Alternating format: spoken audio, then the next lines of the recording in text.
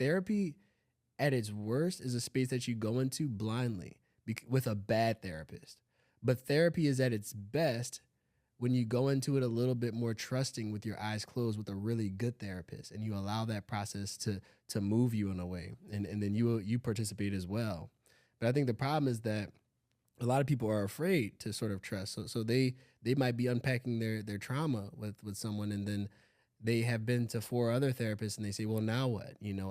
I shared my trauma. You're just sitting there looking at me, saying, "Mm-hmm." Like I need action steps, and it's. I think sometimes that request for action steps in the middle of processing that trauma actually disrupts the process of processing and healing and allowing that natural stuff to happen. But there are situations though where you're with the provider that might not necessarily be able to guide you in the way that you're looking for, and it is a reasonable question of like, well, where are we going? And so I think part of this episode that could be helpful is helping people realize like, well, what are some of those tools that you can use to figure out, are you wasting your time, or are you actually just experiencing the discomfort and stagnation that's necessary to get to the next step?